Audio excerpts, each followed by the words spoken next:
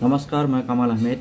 আজি যি বিষয়ে আলোচনা কৰিব খুজিছোঁ সেই বিষয়টো বাবে আজি মানুহে মানুহক হত্যা কৰিছে, মানুহে মানুহক হিংসা কৰিছে, মানুহে মানুহক লুণ্ঠন কৰিছে, মানুহে মানুহক অপমান কৰিছে, মানুহে মানুহক দুখ দিছে। আৰু সেই বিষয়টো হৈছে যি পৃথিৱীৰ আটাইতকৈ অধৰ্মৰ বিষয়, আৰু সেই বিষয়টো হৈছে ধৰ্ম। বৰ্তমান পৃথিৱীৰ আটাইতকৈ অধৰ্মৰ বিষয়টো হৈছে ধৰ্ম। কাৰণ আমি ধৰ্ম মানো, কিন্তু আমি ধৰ্ম পালন নকৰোঁ। যিজন ব্যক্তিয়ে ধৰ্ম পালন কৰে তেওঁক ধাৰ্মিক বোলা হয়। যেনে এজন ইছলাম ধৰ্মাৱলম্বী ব্যক্তি যিজনে 5 বাৰ নামাজ পঢ়িব লাগে বুলি মানে যে 5 বাৰ নামাজ পঢ়িব লাগে, তাই সেইটো মানি লয়। তেওঁক যদি সোধা হয় আপোনালোকৰ 5 বাৰ নামাজ পঢ়িব লাগেনে, তেওঁ ক'ব হয় লাগে, মানি লয়। কিন্তু 5 বাৰ তেওঁ নামাজ নপঢ়ে। কিয়? যে তেওঁ ধৰ্ম মানে কিন্তু তেওঁ ধৰ্ম পালন নকৰে। আজি প্ৰত্যেকটা ধৰ্মৰে তেনেকুৱা অৱস্থা যে ধৰ্ম মানে, ধৰ্মৰ কথাবিলাক মানে যে এইবিলাক আছে আমাৰ ধৰ্ম, কিন্তু ধৰ্ম পালন নকৰে। আৰু আমি যদি ভালদৰে চাওঁ প্ৰত্যেকটা ধৰ্মৰে বেছিক বস্তু একেই। যেনে মিছা নকবা, হত্যা নকৰিবা, কাকো মনত দুখ নিদিবা, জুৱা নেখেলিবা, মদ্যপান নকৰিবা, ধৰ্ষণ নকৰিবা, কাকো আঘাত নকৰিবা। বেছিক বস্তু প্ৰত্যেক ধৰ্মৰে একে।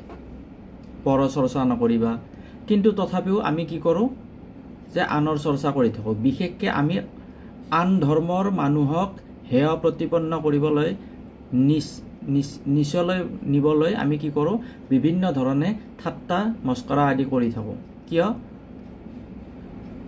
এটা ধৰ্ম যদি আমি ৰক্ষা কৰিব বিচাৰোঁ, আমি ভাবি আছোঁ যে আনৰ ধৰ্মটোক আমি বেয়া বুলি ক'লে মোৰ ধৰ্মটো ৰক্ষা হ'ব। আমাৰ মাইণ্ডত এইটো সোমাই গৈছে, মগজুত এইটো চলি আছে। কিন্তু এটা ধৰ্ম যদি আমি বজাই ৰাখিব বিচাৰোঁ তেনেহ'লে ধৰ্মৰ নীতি নিয়ম পালন কৰিব লাগিব। মই যদি মোৰ ধৰ্মৰ নীতি নিয়ম পালন কৰোঁ তেন্তে মোৰ ধৰ্মটো বাচি থাকিব, মোৰ ধৰ্মটো বৰ্তি থাকিব।